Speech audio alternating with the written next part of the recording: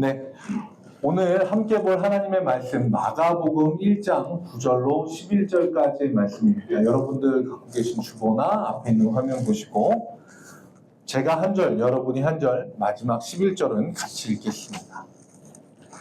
그때 예수께서 갈릴리 나사렛으로부터 와서 요단강에서 요한에게 세례를 받으시고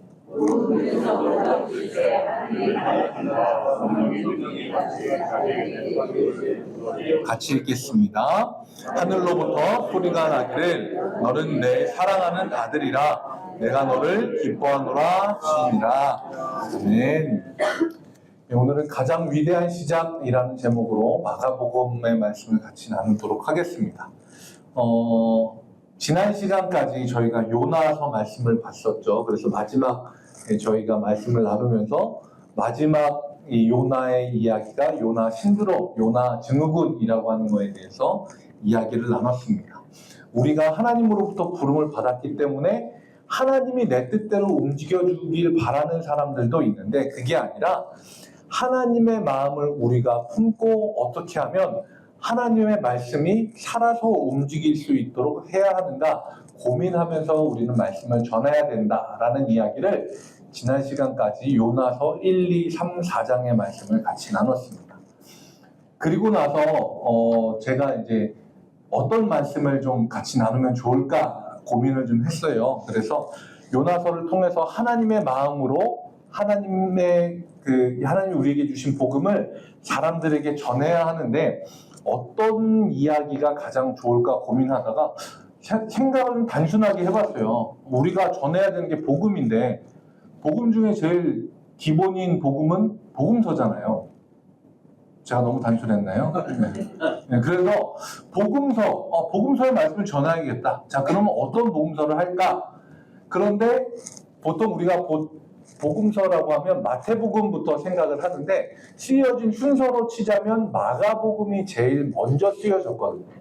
복음서 중에 가장 먼저 쓰여진 복음서가 마가복음서이기 때문에 마가복음을 같이 나눠야겠다라는 생각을 가졌습니다. 그래서 오늘부터 해서 같이 마가복음을 좀 나눠서 여러분들에게 말씀을 좀 전할 텐데요.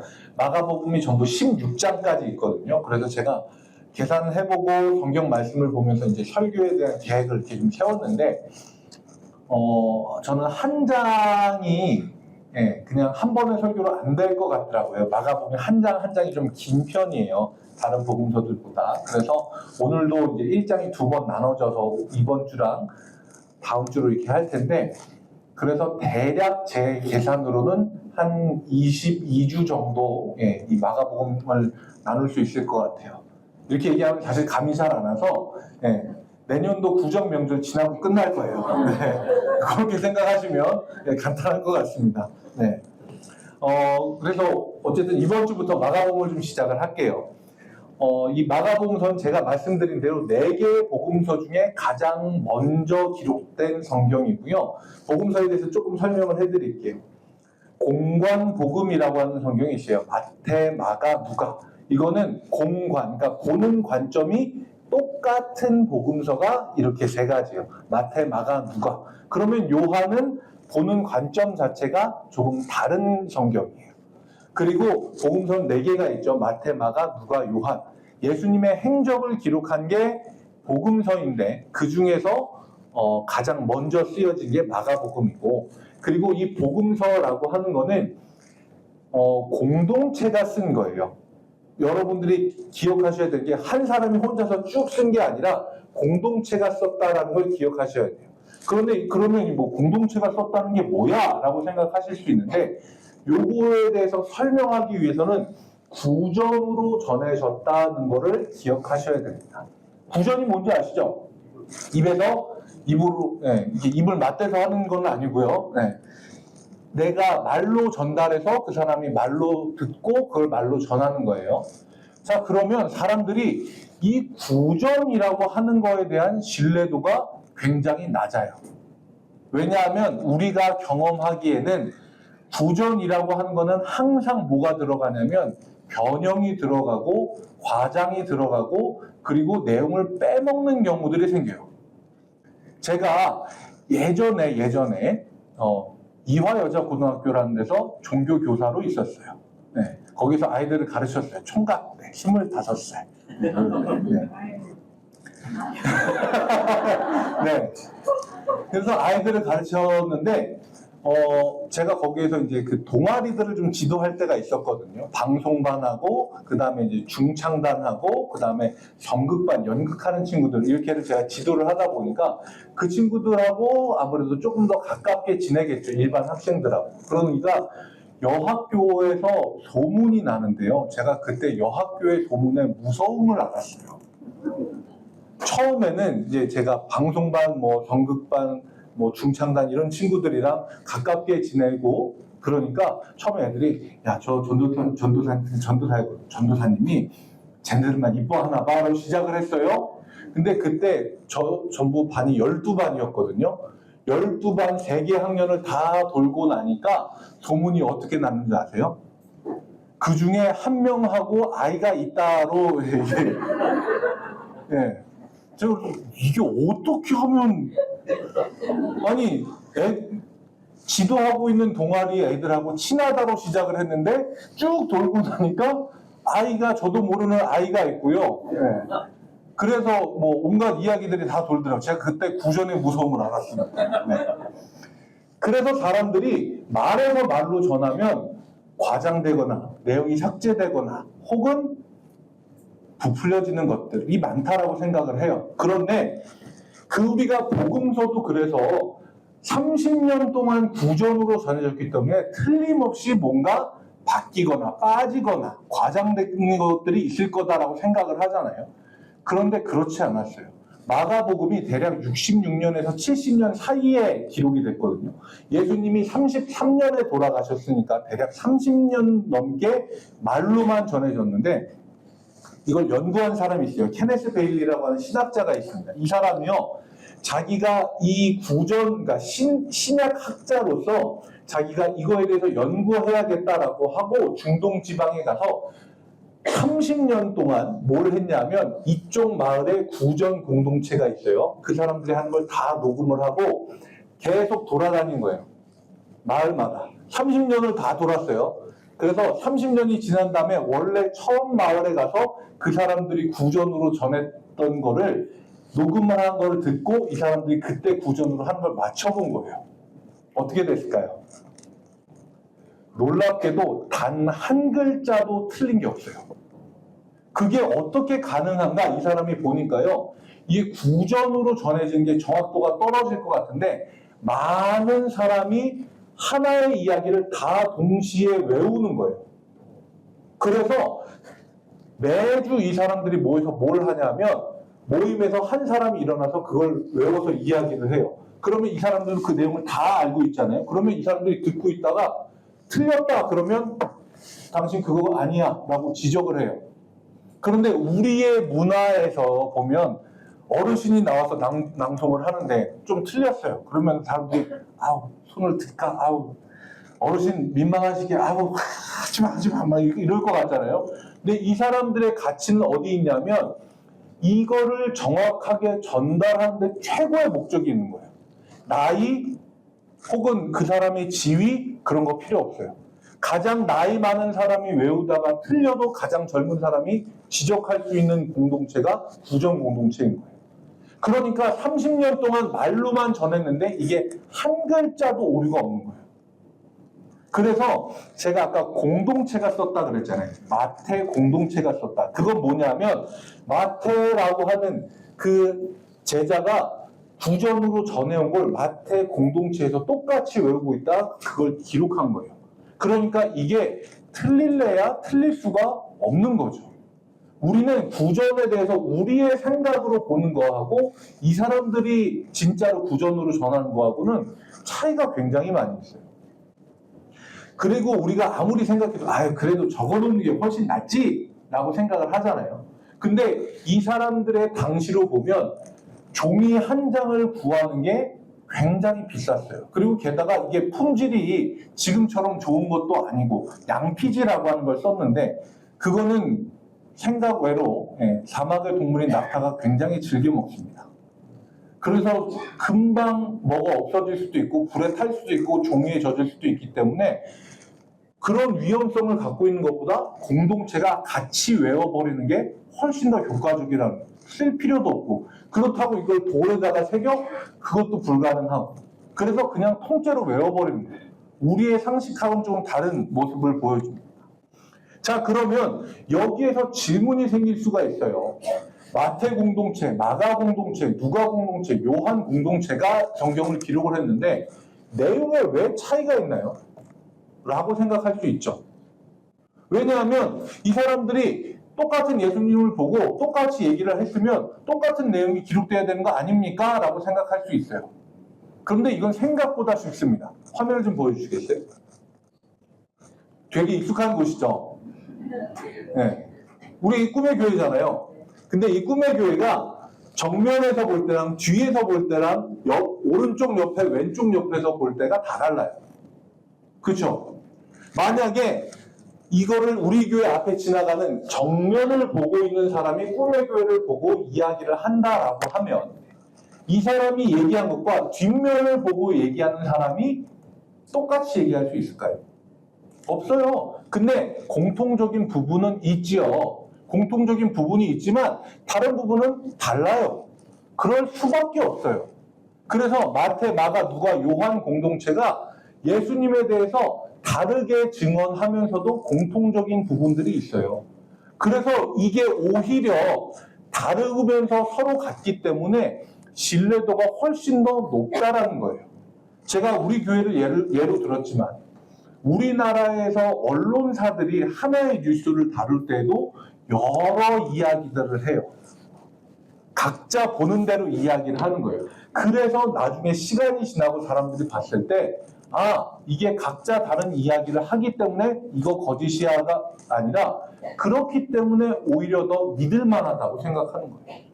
복음서는요. 그래서 훨씬 더 믿을 만한 성경입니다. 생각 외로 우리가 생각하는 것보다 훨씬 더 정확도가 높고요. 훨씬 더 믿을 만한 성경입니다. 자, 그러면 이 사람들이 구전으로 잘 전해져 내려오는 걸 계속 공동체에서 구전으로 쭉 전하면 될 텐데 왜 갑자기 이걸 기록했을까라고 하는 건데요. 여기에는 중요한 의미가 있습니다. 화면을 좀 보여주시겠어요? 보면 아까 말씀드린 것처럼 마가복음이 작성된 시기가 66년부터 70년 사이인데요. 이때 무슨 일이 있었냐면 네로 황제 아시죠? 굉장히 유명하고 폭군으로 알려진 이 네로 황제 통치 중에 64년도에 베드로가 순교했고 67년도에 바울이 순교하는 사건이 일어나요. 교회 공동체에서는 굉장히 큰 일이었을 거예요. 사도들이 말 그대로 거꾸로 십자가에 못 박혀서 죽고 처형당해 죽고 하는 굉장히 큰 일이 있었고 거기다가 68년부터 70년 사이에는요. 로마의 황제가 3명이 바뀌어요. 2년 사이에.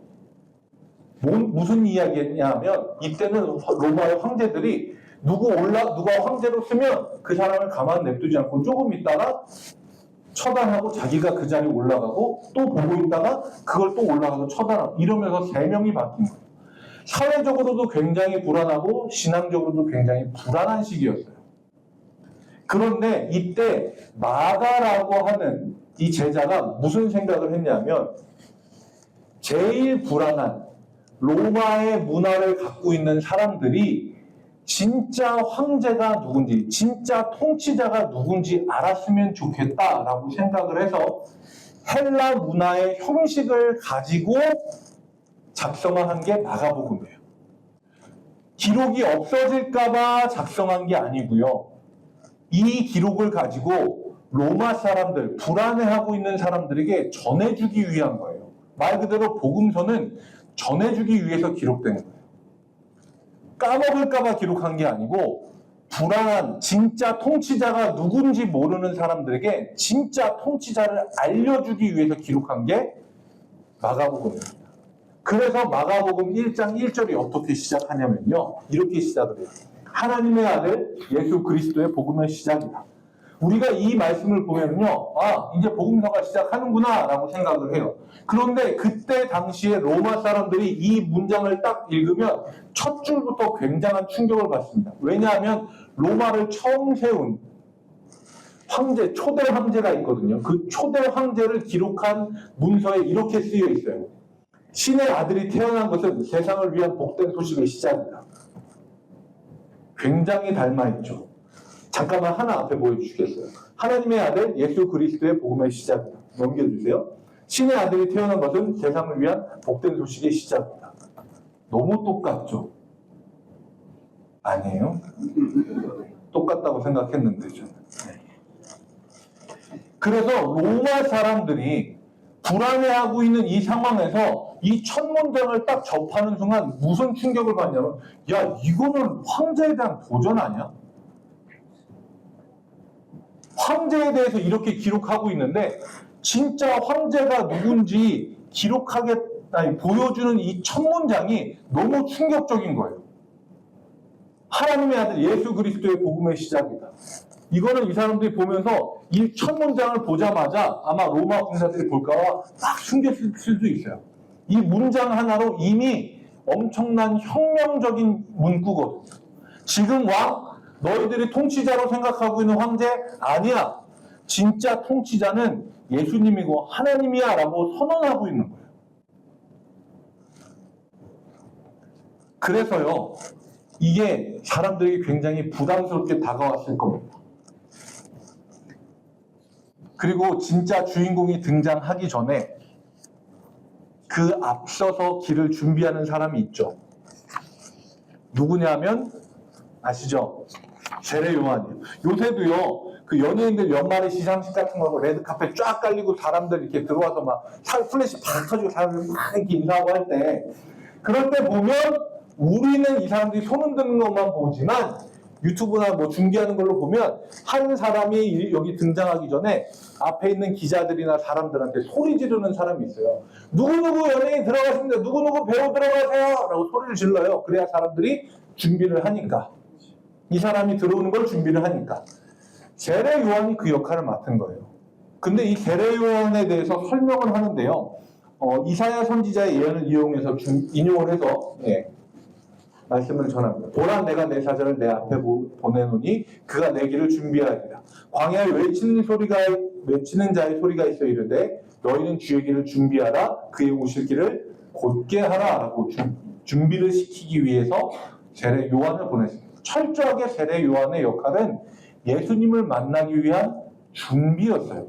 그런데 이 준비를 하는 세례 요한의 겉 모양이 어땠냐면 아마 다들 아실 거예요. 보여주시면 낙타 털옷을 입고 그리고 가죽 허리띠를 띄었어요. 그런데 이 모습을 보면 이스라엘 사람들이 탁 하고 떠올리는 사람이 있어요. 누구냐면요, 열왕기하 1장 8절에 나와 있는데 엘리야라고 하는 인물이에요. 몸에 털, 가죽 띠는 무조건 엘리야예요. 우리 교회에서 손가락 2개 들고 평하면 누구예요? 유황차예요. 네. 딴 사람이 뭐 샬롬 하면 아니에요. 평화예요. 그런 것처럼 이스라엘 사람들한테 몸에 털, 허리에 가죽띠 하면 누구를 생각하냐면 엘리야예요. 그래서 보면 이 열왕기하 1장의 배경이 어떻게 되냐면 왕에게 엘리야가 사람을 보내서 말을 전해요. 근데 사람들이 말을 전하는 걸 왕이 들었는데 누가 이런 얘기를 전하는 거야? 근데 이 말을 전해주러 온 사람들이 우리는 그 사람을 모르겠어. 얼굴도 모르고 이름도 몰라. 이름도 모르고 성도 몰라요. 뭐 이렇게 얘기를 했는데 그러면 그 사람이 어떻게 생겼어? 그러니까 얘기한 거. 털 많은 사람인데 허리에 가죽띠를 띄었습니다. 그러니까 왕이 그럼 엘리야야 라고 하는 거예요. 그 정도로 대명사인 거예요. 이 엘리야 같은 용모를 가지고 세례 요한이 예수님 만나는 준비를 시키는데 뭘 하냐 하면 회개하라, 하나님의 나라가 가까웠다라고 얘기하는 거예요. 제일 먼저 얘기하는 게 회개였어요. 여기에서 회개라고 하는 단어가 되게 중요한데요. 단어를 좀 보여주시면 메타노이아라고 하는 단어예요. 메타는 마음이고요. 노예라고 하는 단어가 붙으면서 변형이 된 건데 이건 뭐냐면 마음을 돌리다예요. 회개라고 하면 우리는 그냥 하나님 앞에 앉아서 울면서 하나님 죄송해요, 나 이거 잘못했어요 라고 생각하는데 그게 아니에요. 내가 지금까지 먹고 있었던 마음을 그 방향을 아예 돌리는 거예요. 잘못된 길로 가면 유턴을 해서 돌아오듯이, 내가 그 길의 방향을 꺾어서 다른 곳으로 가듯이, 회개라고 하는 건 내가 지금까지 옳고 맞다라고 생각했던 그것에서 마음의 방향을 아예 돌리는 거예요. 그게 예수님을 만날 준비인 겁니다. 자, 그렇게 회개를 선언을 하고 세례 요한은 사람들에게 무슨 세례를 주냐 하면 죄사함의 세례, 회개의 세례를 줘요. 사람들이 와서 죄를 고백하면 그 죄를 씻어주는 세례를 베풀거든요. 그런데 그 와중에 예수님이 요한에게 와서 세례를 받으세요. 다른 복음서들에 보면, 마태복음에 보면 세례 요한이 거부를 해요. 아니, 내가 예수님께 세례를 받아야 되는데 왜 저한테 오십니까? 그때 예수님이 이야기하신 게 뭐냐면 우리가 합력해서 선을 이루자라고 이야기하세요. 근데 마가복음에서는 그런 얘기 없어요. 나사렛으로부터 예수님이 와서 요단강에서 세례 요한에게 세례를 받으셨다라고 해요. 어떤 게 정확하다 부정확하다가 아니라 이 마가복음에서 얘기하는 건 뭐냐면 하나님의 뜻이 있고 그 뜻대로 움직이는 사람들은 그 안에서 각자의 역할대로 하는 거예요. 예수님은 하나님의 뜻을 알아서 사역의 방향을 결정하고 오셨어요. 그게 뭐냐면 죄인과 같이 되시는 거예요. 그래서 죄인들이 받는 세례도 예수님이 받으신 거예요. 그걸 통해서 예수님의 사역의 방향을 보여주신 거고요. 요한도 예수님이 자기에게 나오는 걸 보면서 마가복음 안에서는 세례 요한도 예수님에게 세례를 자기가 줘야 된다라고 생각을 한 거예요. 왜냐하면 그렇게 함으로써 이 일을 통해서 하나님의 사역의 방향이 결정이 되는데 자기를 사용하시는 거기 때문에 어떤 말도 하지 않고 요한도 예수님도 세례를 주고 세례를 받습니다. 그리고 예수님이 세례를 받고 나오실 때 마가복음을 통틀어서 가장 장엄한 장면이 펼쳐집니다. 10절 말씀인데 오늘 우리가 같이 읽은 말씀인데 같이 한번 한 목소리로 읽겠습니다. 시작!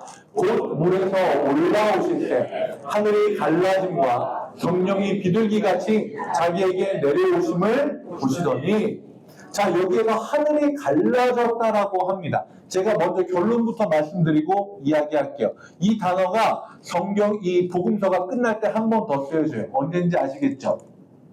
예수님이 십자가에서 돌아가실 때 성전의 휘장이 위에서부터 아래로 갈라졌다 할 때 이 단어가 쓰여져요. 보여주세요. 읽어보시지 못하시겠죠? 저도 깜빡하고 안 썼어요. 이 단어가 헬라어인데 스키조메노우스라고 되어 있어요. 근데 원래 스키조메노이라고 하는 단어예요. 단어가 이제 쓰여진 형태에 따라 좀 달라지는 거예요. 이건 뭐냐면 질긴 천이나 안 찢어지는 종이를 그냥 이렇게 찢는 거예요. 한 장이라서 되게 쉽게 찢어지네요. 네. 좀 두껍게 해볼게요. 두꺼운 종이를 제가 찢어서 그런지 되게 쉽게 찢어지네요. 겹쳐서 해볼게요. 두꺼운 안 찢어지는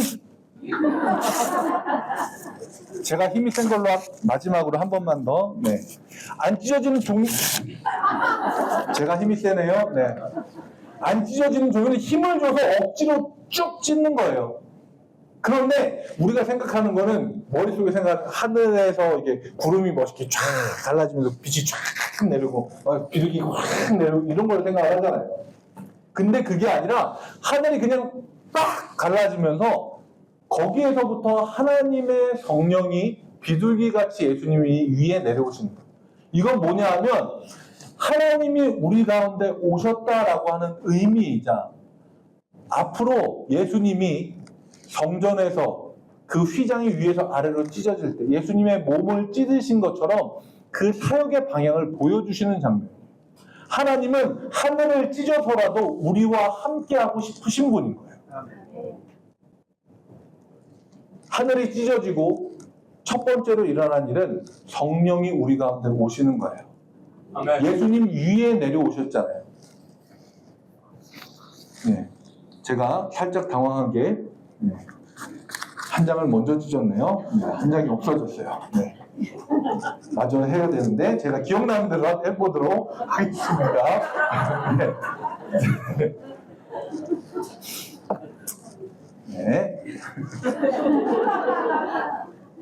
성령이 비둘기같이 우리 위에 임하셨을 때요. 사실 이 사건은요. 구약에서 제사장 머리 위에 기름을 붓는 것과 똑같은 행동이에요. 말 그대로 하나님이 진짜 이 땅 위에 진정한 제사장이 누군지를 보여주시는 장면이에요. 그리고 두 번째로 하늘로부터 소리가 들려와요. 11절 말씀, 오늘 우리가 읽은 마지막 말씀인데요. 같이 한번 읽겠습니다. 시작. 하늘로부터 소리가 나기를 너는 내 사랑하는 아들이라 내가 너를 기뻐하노라 하시니라. 아멘. 저는 이 말씀을 보고요. 무슨 생각이 들었냐면요. 잠깐만요. 땀이 나가지고 당황해갖고 그런지 땀이 살짝 나는데 예수님이요. 아직 사역을 시작하시기 전이잖아요. 성경에서 공식적으로 쓰여있는 예수님의 첫 번째 사역이 뭔지 생각을 해보면 포도주를 물로 바꾸신 사건. 사실 그 외에 예수님이 하신 일들이 너무 많잖아요. 귀신 들린 사람도 쫓고, 많은 사람들 먹이기도 하시고, 환자를 낫기도 하시고, 죽은 사람도 일으키고, 너무 많은 사역들을 하셨어요. 그런데 이때는 예수님이 어떤 사역도 하시기 전이에요. 그런데 하나님이 이렇게 이야기하셨다는 건 너는 내 사랑하는 아들이다. 내가 너를 기뻐한다라고 하는 건 예수님이 무엇을 하셨기 때문이 아니라 예수님 그 자체를 이렇게 여기시는 거예요. 조금 어렵게 얘기하자면 doing 했기 때문이 아니라 뭔가를 했기 때문이 아니라 being 그냥 존재 그 자체로 이렇게 여기시는 거예요. 그런데 하나님이요 예수님을 향해서만 이렇게 얘기하시는 게 아니고 하늘을 쭉 찢으시고 우리 모두에게 얘기하시는 거예요. 지금도 동일하게요. 성령을 우리 위에 보내주시면서 이렇게 말씀하시는 거예요. 내가 뭐를 했기 때문이 아니라 예배를 드렸기 때문이 아니라 11조 감사헌금을 드려서가 아니라 봉사를 많이 해서가 아니라 세상 가운데서 예수님 믿는다고 이야기하면서 핍박을 받았기 때문이 아니라 무엇 때문이 아니라 그냥 너 있는 그 자체로 하나님이 여러분을 내 사랑하는 자녀라고 내가 너를 기뻐한다고 아멘. 그렇게 말씀해 주시는 거예요. 아멘. 이제 돌아왔네요. 잘 넘어왔습니다. 오늘 말씀을 좀 정리해 보면요. 가장 위대한 시작이라고 오늘 말씀에 제목을 붙였어요. 가장 위대한 시작은 어떻게 시작이 됐냐면요. 메타노이아, 내 마음을 완전히 돌리는 회개에서부터 시작이 돼요. 그 회개를 우리가 하나님 앞에 드렸을 때 하나님이 우리에게 들려주시는 음성은요. 내가 너를 사랑한다. 내가 너를 기뻐한다는 말이에요. 이거는 단지 2000년 전에 요단강가에서 일어났었던 그냥 하나의 사건과 이야기가 아니라 오늘 저와 여러분들에게도 하나님이 동일하게 들려주시는 말씀입니다. 아멘. 우리가 뭔가를 잘해서가 아니라 우리의 존재 그 자체에 있는 그대로 하나님은 우리를 사랑해 주시는 분입니다. 아멘. 이 음성을 듣는 것이 복음의 시작이고 또한 그 시작을 우리는 다른 누군가에게 전해줘야 돼요. 당신이 뭔가를 해서가 아니라 하나님이 있는 그대로 당신을 내 사랑하는 자녀라고 내가 너를 기뻐한다고 지금도 말해주고 있으십니다. 이 이야기를 광야에서 외치는 자의 소리처럼 예수님이 오심을 준비하는 세례 요한처럼 우리가 그렇게 전하는 사람들이 되면 좋겠습니다. 아멘. 하나님 아버지의 그 따뜻한 마음과 음성을 마음에 새기고 함께 나누는 우리 장자의 교회 모든 성도님들이 되시길 주님 이름으로 축복합니다. 아멘. 우리 같이 찬양하고 기도하겠습니다.